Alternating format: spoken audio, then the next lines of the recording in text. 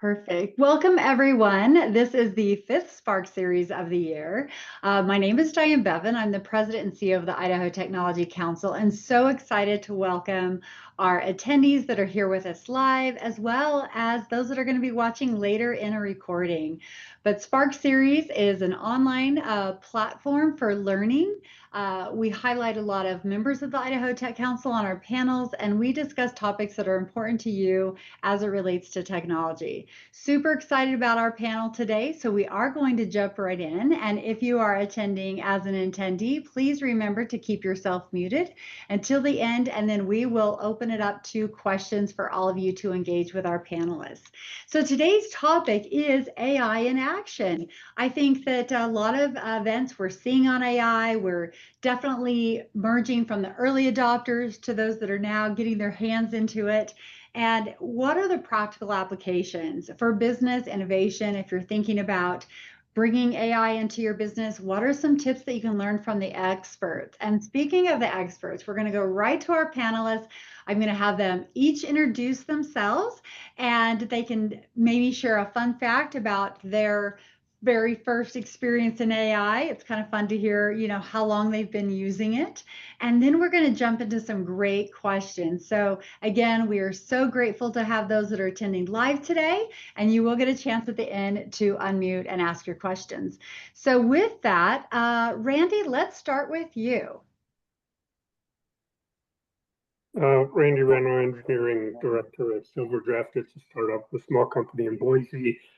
Formerly in background is condensed matter physics, but defining AI. So I used AI essentially pre-AI, what's called fuzzy logic, doing sensor fusion. And today's AI is so much more efficient in it.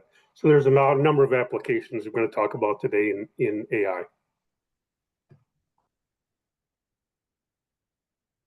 Jump right in, Jet. Jet's my nickname. I work over at Intuit as a solution architect, which means I work with people who have great ideas and then work with engineers to figure out how to build them. And then you wanted like a fun AI fact type thing? Sure. I think probably the most interesting one, 4 years ago, I stumbled upon some AI that our marketing team had identified or created to identify customers at risk and features that might be a good match for them that they're not using. And we put that in front of our customer support team, and we calculate that we're saving in the realm of like $100 million a year now because of that capability. And that was just one thing using existing AI that was a creative use. Great. Thank you. Daniel. Yeah, hey, good afternoon, everybody. Daniel Silver, I'm the founder of Right Insight. We do a lot in the marketing and data analysis, software space. Prior to that, I helped lead the innovations department at Walmart corporate office in Arkansas, the Liberty Mutual digital strategy sales innovations team, and then been here in Boise for about 8 years this week. Yeah, pleasure to be here and look forward to talking to you. Excellent. And Matt, let's hear from you. Hey everyone, my name is Matt Archer. I'm the CEO and principal consultant for TechHub. We are a technology consulting firm here in Boise, Idaho. And we really help businesses with those technicisms that they need to help identify waste in their technology stack, improve efficiency, as well as help their businesses grow. So my first kind of use of AI was probably a few years ago, joining the Discord group with Midjourney when it first came out and kind of creating stuff. And I started my business a few years ago. And so I played with it and was just making things. And since then, it's pretty much a part of my everyday life, using all sorts of different tools in that area. So thanks for having me and looking forward to the conversation. Excellent. As you can tell, we have a variety of expertise in artificial intelligence. Obviously, AI is headline. You see it, you hear it. You may have already gotten your hands on it. Maybe you haven't. So let's start with our experts. And Matt, we'll kind of start with you, and then we'd love to hear all of the panelists chime in. So when you think about practical high impact application that you've seen? Let's first start with small to mid-sized businesses, I think, because that's a space where an entrepreneur can really get to that next level if they learn how to implement some of these incredible time-saving tools. So let's start with you and hear from everyone. Yeah, I would say as far as small businesses go and those who are entrepreneurs, using AI to automate repetitive tasks like appointment scheduling, invoicing processing, or triaging customer inquiries frees up a lot of time for your teams. And these solutions aren't flashy, but they're very highly effective in reducing the amount of time that you're spending on these tasks. So there's quite a few different tools out there, but just a couple of tools that I use is kind of an automated phone platform to be able to route calls and things within our business, as well as some like email applications that integrate in with your email to do automation, meeting scheduling, and things like that. So those are really, really cool, effective tools that we've seen and have seen other customers use. Are there some specific products that you might recommend as a starting point? Yeah, as far as call automation using AI, the platform that we use is actually called Dialzara, and it's a startup company here in Boise that I got to know the founder through my community. And then another one is actually the email one is called Fixer AI, and they're out of the UK, and they're doing some really amazing stuff with emails, really speeding up your processes of auto responses and appointment setting, as well as even like meeting note taking. That's all automated into it. So rather than using multiple different tools, you could just use one tool that does a lot of that, and it cuts down a lot of time. Yeah, Matt, I'd agree with you on that. Simple things like just using, like whether using a Teams or a Zoom meeting, using the AI note capture, and then follow-up emails with recaps. I mean, stuff that is pretty basic are some of the repeatable steps that, might have taken you 5, 10, 15 minutes to wordsmith the email and capture and format it can now all be handled in seconds. And so finding those really quick use cases, that will just free up your time as a leader, as an employee. Those are just simple, quick wins that a lot of tools are integrating today to dabble into. I'll take the baton next. So more ideas for small business, medium-sized business contracts. Whether or not you're using Adobe, which actually has a tool, an AI tool that'll do this for you, you can have it review legal contracts and say, like, what am I most likely to regret signing this contract about, or even like stronger language, and it'll come back and it'll like tell you why and highlight those areas. In my role as a solution architect, I'm always working with technology, Salesforce, Chili Piper, which is a scheduling tool, LivePerson, which is a chat tool. And I won't always know the answer to stuff. And so I can go out, and this is just really simple, but I can go out and say, hey, can this product do X, Y, and Z? Or how would I do this? And it comes back and saves me so much time, or at least gets me pointed in the right direction. So from a technology development perspective, there's a number of different tools out there. And what I found very helpful is finding references for items. So if it's SMB, which we know from industry, those developing the training side of AI and those developing inferencing, is probably 80% of AI being developed is targeted at SMBs, because there's huge execution efficiencies to be realized out of there. Note taking is part of it, although I think that customer service or someone that an automated tool for answering the phone, we're not quite there yet. The reason I say that is that AI inferencing does not do what's called reasoning. It can't really logic reasoning. What it's doing is it's simply outputting, saying this is what probably is happening. And I think that right now, from a technology EDA, which is electronic design automation, where they're designing circuits, whether it's a board or a very small die. They're using technology there quite successfully because they have a lot of data that they were able to train with, and training data is critically important. In the items that we've talked about, there's a lot of data out there already that can be used for the training, so it's quite accurate and quite precise and very efficient at doing that.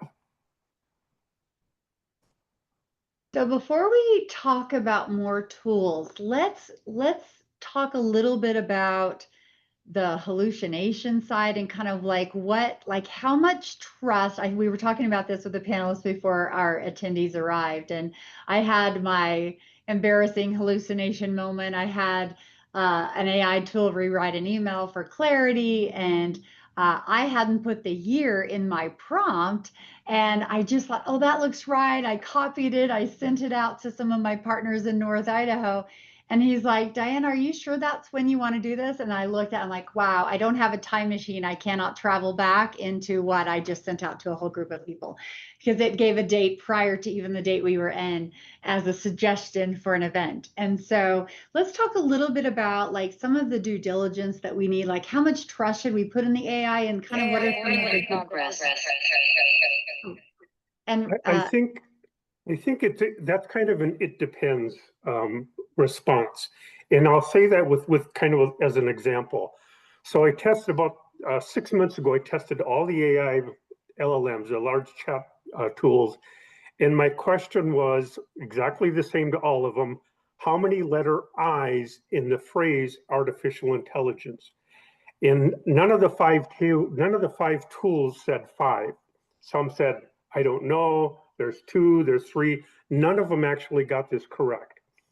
More recently, I asked 3 AI tools, how many US presidents have won Nobel Prizes by party? The response in one of them was, there's 4 Nobel Prizes, 2 Democrats, 2 Republicans, by a 3-to-1 margin. So there's, in terms of trustworthiness, it kind of depends what you're looking for. And like I say, I use it for helping to look up references, and it's very good. It's very fast, very efficient, and I can get those. But hallucinations are these types of things. It's about trustworthiness, and that is, imagine in an autonomous platform, whether it's a car, a robot, or anything that's autonomous driven, is how confident do you want it to be that it's going to do the correct thing? And you can imagine this is driving down the freeway, and normally you're looking straight ahead at the road. Imagine if you close your eyes for 3 or 4 seconds, a lot can happen. And that essentially is what the hallucination is like in AI. You've got to have a lot of data. You've got to be very relatively clear on what you're trying to do with it. And that can in turn SMBs help them understand what's the ROI, what's the return on investment, what's the total cost, what am I trying to do with this? So clearly setting up the objectives helps you minimize and prevent getting into these situations where hallucinations can be manifested. I can go next. At Intuit, I'll add, we all have to get training to use the AI correctly. So we have homegrown solutions as well as stuff that we outsource. But we get educated in prompts, because obviously the quality of the question we ask can affect the quality of what we get back. It was interesting during the training, the trainer had to refresh the AI tool, because he kept asking it questions. He says, yeah, it's a little buggy. And so you just have to kind of approach it with the mindset that it's like when Microsoft Office first came out. It's such a ubiquitous tool, but back in the day, it was super buggy. Not everybody fully understood it. And you had to kind of like navigate how to make the best use of it. And so we approach it with that mindset, like always double check if it doesn't seem right. Yeah, trust to verify is going to be huge. But I think to echo what you guys are saying, right? Like, if I think about, whether it's starting out in your career, whether it's starting as a new parent to now being 10, 20, 30 years into that, all the information you know now, you would answer them completely different. And so as the models and things are going to be the exact same. So as you are providing it more context, as you are giving it more clear instruction, the first time it's going to be a direct answer, direct question, right? Type of a philosophy. But Jet, you said something earlier that I think is also really important is whenever I do these, like when I'm testing out models, I always ask it two things. I ask it the direct question, I give it as much context, but then I always ask it a follow-up question of what am I not thinking about? I love that. Because then it's always going to come back and say, usually, if you give it the right prompts and the right understanding and say, hey, here's some things that you might not have known, and that helps me refine my prompts even more. Like in a marketing perspective or different things, that helps me a ton. But being able to say like, hey, you are a specific person role in this and this. But also with hallucinations, just know that it's different based upon the software or the platform you're using. I'll tell you, when I use Google's versus ChatGPT versus whatever it is, it comes at it from completely different lenses, especially in some of the work we do, like in the political space, where it's like, yeah, that's totally not what I meant to say at all, right? And so definitely have the trust to verify, and then definitely treat it as if you are coaching somebody and give it the right information, and then it will grow along with you. If I can just, Daniel, real quick, is from purely from the technology side, how many decimal places of precision, and because that's what the computer's working in, is how many decimals of precision in a sense. So exactly as you were saying, because you can then challenge your response saying, what about, or you are incorrect. And today's agentic AI or tools actually will take that as feedback, part of their unsupervised learning.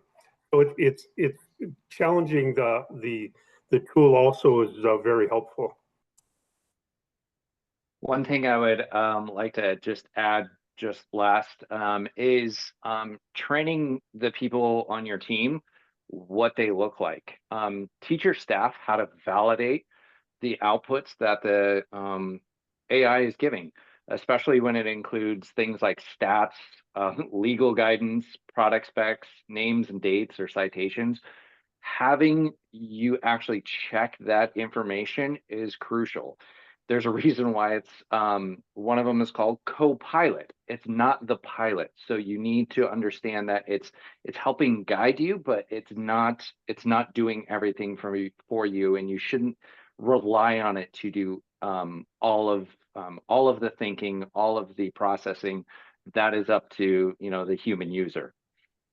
So what I'm hearing from all of you actually is a lot of it is on you to give the right prompt. I love the advice of what am I not thinking about? I don't know that I've ever questioned or gone back and said, what am I not thinking about? I would say, but not every small business owner has the time necessary to become a prompt engineer. So I would say, I would love to hear from you, even just not just the advice that we just heard, but are there some great trainings for prompt engineering? Like, are there just some prompts that you kind of as your go-to when you're asking a question? We know that our viewers that are watching live and go back and watch recorded want to hear those because they're sitting there writing them down and go, I'm going to try to improve my prompt so that I can improve my results. Well, part of that, again, from the technology is these tools are becoming much more robust. I mean, even the difference between Llama 3, Llama 4, the original ChatGPT, these things are evolving considerably. And then part of that big part of it has to do with how we're manipulating the data, but there's been so much more data that they're now able to train with. So having kind of a conversation with it, engaging your chatbot, whatever tool you're using in this conversation, I think is in itself very useful because you start to learn some of these nuances and how to phrase it. But the system itself, the solution itself, is actually learning how to engage with that. So it's a dynamic opportunity as you're starting to learn about the tool. Yeah. There's some hitchhiking. There's some great acronyms that are out there. In fact, if you just like Google how to create great prompts, acronyms, it'll come back with a list. One is ROADS, like Road Scholar, role, objective, details, example, and then this one has like sense check. And so one of the bits of advice I got for crafting prompts is to approach it like you're talking to a new employee, not like it's just like a tool, but like talk to it like you're a new employee and give it the level of instruction that you would to a new employee. And that'll help you get a better, more predictable results. Like if you don't specify format, it's not going to do any, it'll like do a best guess. Whereas if you give it format, it'll come back. Sorry, go ahead. No, you're spot on. I think there's two things. One is don't be intimidated by nomenclature. If you can ask a question, you can write a prompt, right? A lot of times people are like, oh my gosh, well, I don't have this degree or this degree or this or this, and you don't really need that as long as you can understand the functional use cases of it. The second thing is I also think it depends on what level of the organization you're at and what your role is. A lot of times the LLM, the AI dev teams that I have and that I work with, I really encourage them, like if you're on more of that front line, don't do the direct question, direct answer thing. And what I mean by that is they'll get a directive from a leader and they'll go ask it that question and then they'll give them that answer back. Utilize this to actually push back a little bit and it'll help you write prompts to say, hey, here's what I hear you're asking for, but here's what I think you might mean or also be looking for. And make sure that you're helping guide your customer through what's the goal that they're actually hoping to achieve. And then if you understand the goal, you can write a much more effective prompt, which will then help you get a much better answer. And so, being able to utilize the tools that are out there, like Jet was talking about, whether it's Google or certain certifications, are always great. Even just go into something like ChatGPT and ask it, hey, how do I write a better prompt? I mean, it'll give you some guidance. But don't think that the prompt is what's going to be the end all save all. I mean, it is because that's the question you're asking it, but make sure that you're really thinking through the ultimate outcome of what you want from that prompt, because that will probably guide you in asking it different questions. All right, so I'm going to interject before you answer, Matt, because I want to ask Daniel a question. Because Right Insight, you have such a responsibility, even in the mission of your business, to give data. Like we've gotten data from you, so I can just imagine that your prompts are super dialed in, and you have to have a certain level of trust in the data that you're getting because of how much data that you're compiling for clients. And I'm going to ask you off the cuff. Give me an example of a dialed, drilled in prompt, and you can even make up some of the information, but how far do you drive in like your first prompt when you're looking, whether it's for one of your clients in DC that you're advocating for, or even just me when I'm asking for data? So we use it on a lot of different facets. So we do a lot in politics, work with the RNC and a lot of groups. We do a lot on the commercial side as well. One of the tools that we have is on like the government and political spaces. We pull in every single bill every single day that's being talked about across every state legislator across Washington, D.C. And we've gotten really detailed on like training our models on like what is it that's this type of voter or this type of person who lives in this group or this type of personality. So like as an example, we have 70 different personality groups that we've built out in our data set. And so we can say things like, hey, how will somebody who's this persona who lives in this area, how will they respond to this type of bill? How will it impact them financially? What should they, those types of things.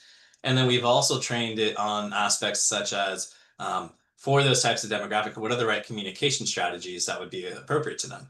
And so not only will it say, hey, here's how we think you should approach this legislation, here's how it might impact these people, how they might respond to it. But if you want to go reach them, this group's going to be best to get this type of messaging on Meta. This one's on streaming television, and this one's here. And so it will actually curate a whole list of audiences for you. What's the right messaging, and tailor it to each of the 70 different persona groups.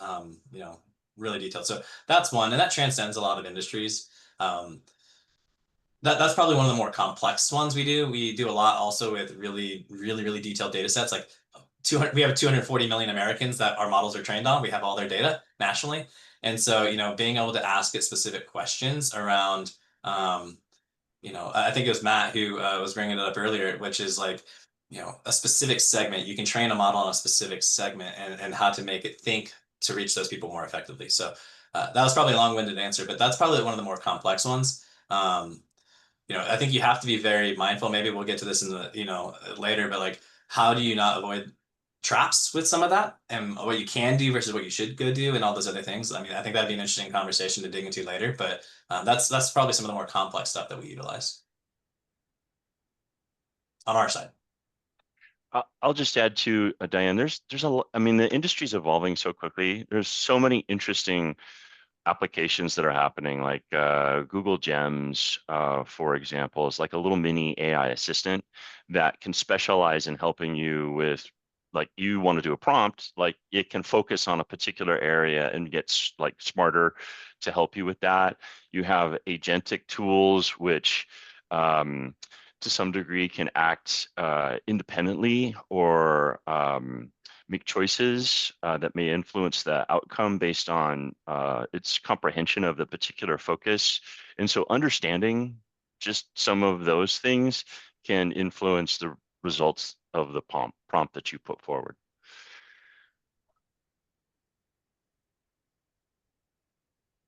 I just want to see if Matt wanted to jump in on this. I love the topic that you just introduced, Daniel. And so I would love to actually move into that conversation. But what I love of what I'm hearing from all of you too is that when I think about a small to mid-sized business, and if they're hoping to innovate and scale, which all business owners should be always thinking about how are they going to build and grow, and incorporating some of these artificial intelligence tools, that they could also think about, are they addressing the right client, the right avatar, the right persona? And so I love, Daniel, what you shared about how you can actually not just asking it to help you with some of your tools and automations and efficiencies, but also, is my business serving the right persona that I think that it is? Like when you're saying that some of your prompts say, you're putting in bills and saying, how will the people in this particular area react to that? And I think that some of our attendees or those watching it may think, wow, I haven't ever really used AI in that way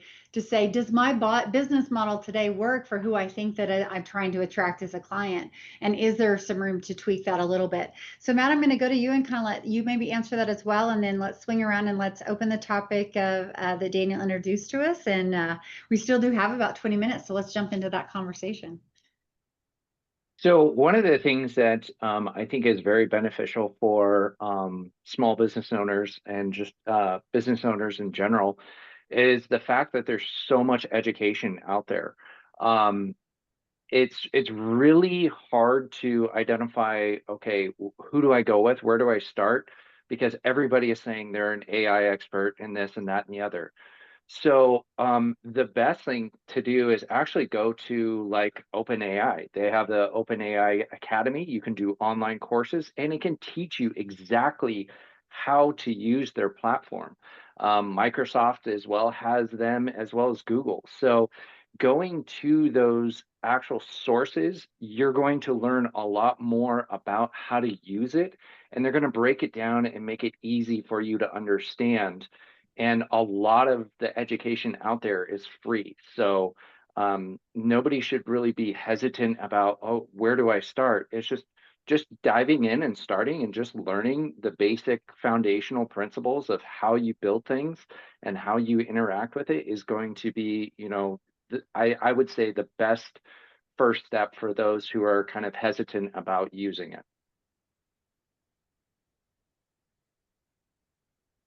Yeah, I can jump in. I think again, it depends on where you're at in your company life cycle, right? When it comes to this technology space, there's times I tell clients, hey, there's certain situations where you want to be the first to the scene, and then there's others where it's okay being second, third, or fourth. The technology is changing so fast. How many times you read in the news or you see companies who they went all in on, making this up, ChatGPT version 3.0, only to have a 4 and a 4.5 and all these other things that are coming out, or a whole nother company that just completely revolutionized and automated all the stuff that they built their whole business framework on, right?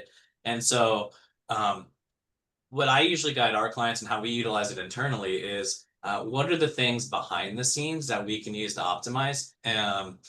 Like, how can it streamline stuff for me as an employee? How can it help me do analysis faster? Stuff that isn't necessarily customer facing, but they're what I call no regret moves. They're moves that are they're gonna help me because they're solving a need, rather than if I'm using this software or this model or this model or this model. I can speak from personal experience. I made a mistake like that where I made a big investment when I was first starting on this specific software. And then when I got out and was trying it, I had a lot of customers who were like, hey, I don't know that that's really solving the need I wanted in that specific element. And it was a loss for us, right? And so going after the need first, and then iterating on low cost options to test and test and test and test will always solve. But always focus on that need. The other one that I would also say be very mindful of, and this might also kind of be like as you're thinking about expanding into this, you don't have to go hire a whole set of teams. Development's usually iterative. And so like there's some they're expensive, but things like Upwork or TopTal or other things, there's groups out there who are really great freelancers who know a lot about this stuff that are contractors that you can go partner with that can help give you thoughts and do some specific projects for you without having to go put $150,000 person, or in Meta's case, $100 million contract on your books. They just offered somebody that insane amount of money. So, try to be iterative with it as long as it fits in your strategy, and know that what we do today isn't going to be what's going to be available probably even 3 months from now. There's going to be something new and better. So don't go all in on one specific thing. Use it where it's appropriate without leveraging your P&L too much.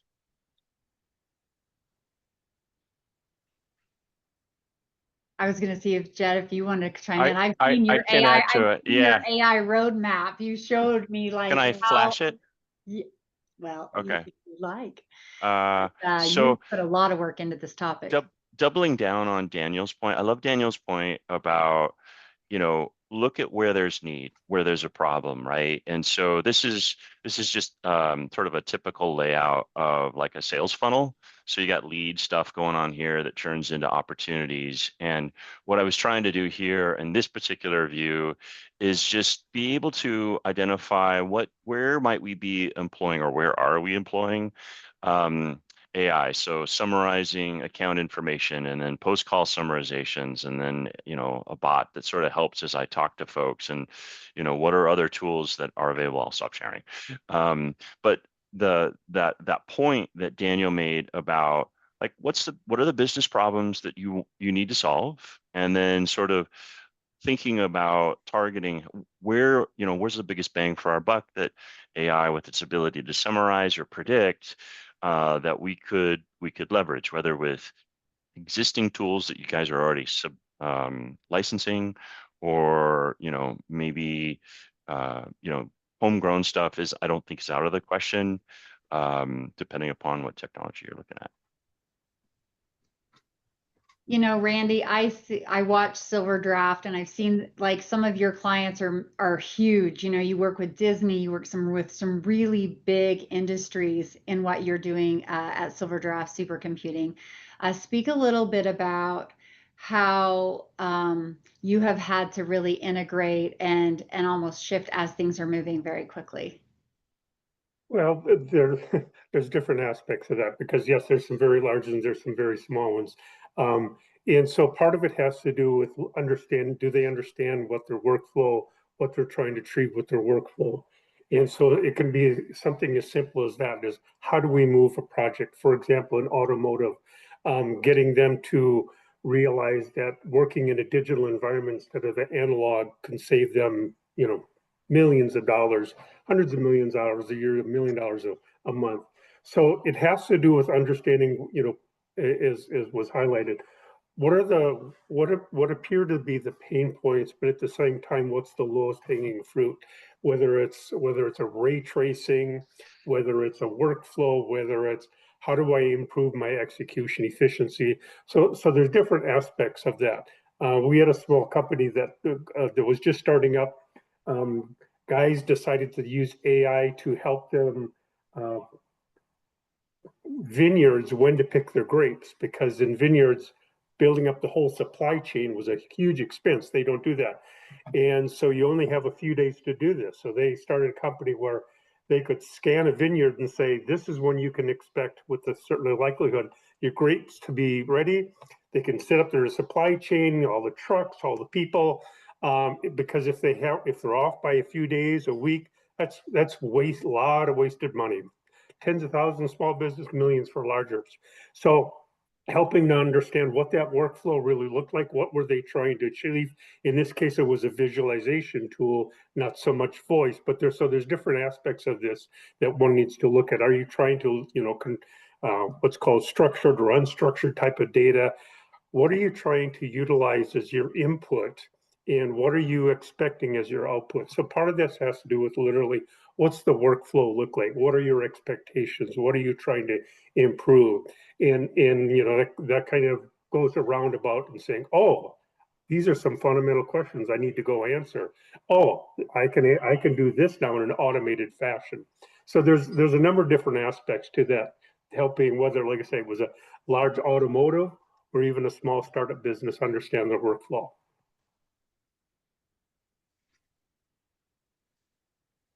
All right, I'm going to read this question, Matt. I want it to go to you. I sent you a little note in the chat, but Ian asked a really great question. I think this is something that you've mentioned as you and I've talked about different AI solutions. And he asked, being first to market versus third to market is on his mind. Any advice on deciding to launch customer-facing AI solutions? I think with when you're working with customer facing solutions, you want to make sure that you're providing transparency with them. You want to make sure that you're building clarity of what you're actually providing them, as well as you want to make sure that you're following best practices, making sure that all of their data is handled securely, and not just by bias testing. So you might not want to build the tech unless you're responsible for who you are actually providing that data for, and make sure you are partnering with vendors or using a solution that is putting that top of mind for your customers. I'm going to comment here because coincidentally, 2 months ago, I went into Grok and Chat and Copilot and said, where shouldn't I use AI? And they said, customer service calling. because you can go down this long funnel and the customer gets so frustrated.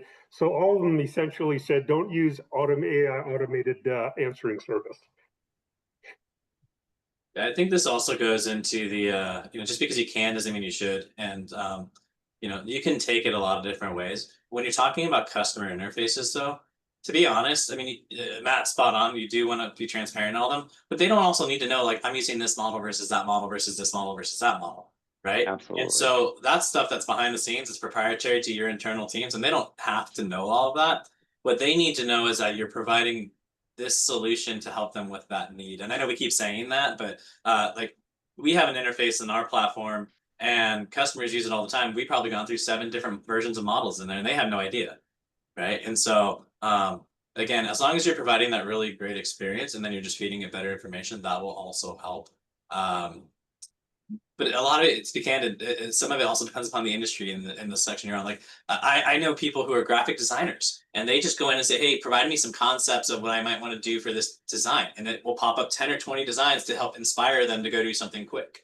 We have people that we help with large data sets all the time, where it's, they don't have like a data warehouse with master data mapping. They have disparate data sets, and so we can say, "Hey, analyze these and help me find duplicates," and create, like, there's so many different use cases that can be used with it. You just want to make sure that your strategy of what you're sharing with your customers, their interface, isn't contingent upon one of those specific. You don't want things that are outside of your control wherever you can avoid it, right? So to take that a little bit further, so a year ago you would have had to this solution space, the Amazons, the Googles, they had very limited, so you couldn't have gone in, you could not ask all these different aspects. But today they can mix these models into these tools, so that in one case, yes, it's a convolution neural net, it's a DNN, it's a real. So there's all these different models. Now technology has evolved so fast. Like in the last year, all of these can be wrapped into one little box, if you will, so that you can say, do a picture, tell me this language, translate this, do this calculation. all these different aspects a year ago were not available from a single source. You had to go to different places. So now you can go to any one of these and ask about pictures, about math, about history, and it'll give you a very good response. Diane, go ahead. No, go ahead, hit it. I was just going to add maybe a different perspective. So at Intuit, we have lots of customers.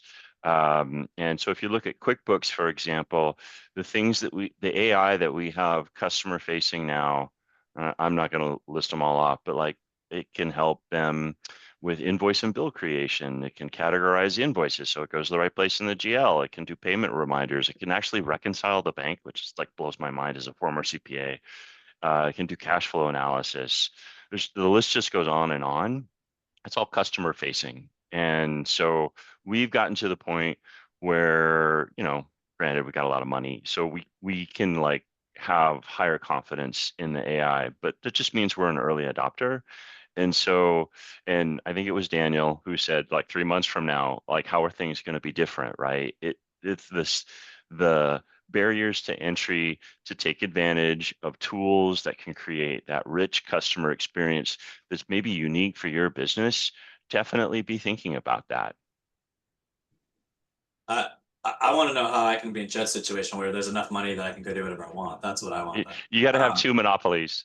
The other piece that I think is really important. This maybe goes back to a little bit to the other questions of like considerations when you're starting up. One of the things that a lot of people also talk about is AI is going to replace my job. It's going to eliminate a lot of roles and all those other things. And I think being very, very transparent with your teams is really helpful and important. But it's funny because we always enter these things like think circa 2008 before the iPhone came out, and oh my gosh, now this is going to get rid of XYZ companies and do this and do this, and the world's going to be so different. And yet now we have thousands upon thousands upon thousands of app makers, right? And so I don't think that it's going to be this thing where yes, you will probably see a lot of automation, but it's also going to provide a lot of opportunity. Like without some of these tools, me as like a small business, small staff, a smaller team, there's no way we could go serve thousands upon thousands of clients across the country with a team of 3, 4, 5 without these tools. So it's providing a ton of opportunity for us as well. So and I joke that Intuit's a very successful company, but again, the barriers to entry are going down. So the cost to make those investments is becoming more real. All right, rapid fire questions, and then we'll go to our attendees. Okay, so we're going to go really fast. I'm going to only ask you about 2 or 3 questions a piece, and then we'll close this section of our Spark series. What is the one AI tool that you cannot live without right now? Jet. Probably that Gen Studio in-house product. It has all the Intuit information that I need. It's super smart. It actually helps me with my prompts, and probably something that took me 2 to 3 hours 3 months ago, I can do in 2 minutes now. Awesome. Randy, tool you can't live without today. Well, I can't live without all of them because they create a business opportunity for me. No favorite. All the software needs the hardware to run on, so they all work for me. Awesome. Matt. I would say using Fixer AI because I can respond to multiple emails in a matter of minutes rather than taking hours. Yeah, we got to chat about that one. That's one of my biggest pain points is emails. Daniel. I'm going to take a little different spin on it. You're going to laugh. It's a simple ChatGPT prompt. Provide me a ingredients list and a meal plan for 10 days that kids will eat that my wife can be happy with, and it just builds out the ingredients and it builds out the recipes, and that's my one I can't live without right now. All right, next question. If a small business can only focus on one area of AI in the next 12 months, what should it be? If they can only pick one. Marketing. Whoa. Marketing's huge. I would also though just say that it's a little bit nuanced, but it's whatever's going to help you the most personally. And that's going to look different for everyone. Marketing is huge. It's going to save you thousands of hours. But for everyone in your situation, in your life, in your role where you're at, it's going to be probably a little bit different answer. So I would say whatever will solve the most urgent need for you. That's a very great answer. So on that note, is there a favorite marketing tool other than the one that you said you can't live without? Is there another little AI tool nugget that you can give our viewers today in marketing and AI? I may have to disqualify myself. Intuit sells marketing tools, so. I was going to say, talk to Right Insight. Maybe I would recommend no.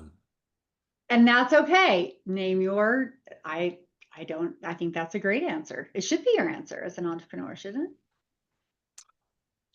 Yeah, you know, I would go ahead, Randy. Go ahead. Well, I was just gonna say there's a number of them out there, and the reason I say this is because they're in compliance with today's standards, so they're trustworthy and reliable and ethical, etc. But there's like Copy and Jasper, what's a Runaway, I think. So there's a number of really good tools out there that are, if you will, based in sound ethics. They're standard compliance, so they're very good tools. All right, last piece of advice, and it can be any topic, AI related. We'll start with you, Randy. Last piece of advice. Think about what you're trying to accomplish. I mean, that's what's the metric? Are you trying to do reasoning? Are you trying to get information? You're trying to do research. That's where, and this applies to marketing. What aspect are you trying to understand? What's your client base? What's the best message? But trying to understand what are your what will your inputs be and what will your outcomes that you're looking for? Excellent. Identify those pain points and then see what solutions you already have available. Chances are you're subscribing or licensing something already, and you can get familiar with the AI without having to spend any more money. All right. Daniel, or Matt, either one. I would say keep it simple. Start small, solve one specific pain point first, prove that it actually works, and then scale from there. You can add on from there. Yeah, I think all that's fantastic. I think the other thing is to know that you're not alone. There's a lot of people who are going through this, and also as these panelists and others, like there's a lot of people here just in Boise and Idaho that are available to help as you go through, technology council, et cetera. And so, you don't have to be a tech expert to understand how to use tech. AI makes it easier in certain things, but just know that, what's probably keeping you up at night on debating about how to use this stuff, there's millions of other people who are having the same questions. And so that's okay. It's a journey, but there's a lot of tools and a lot of people who are here to help if you need something. Awesome. I think we've heard some amazing advice today. So with that, thank you so much. And we are going to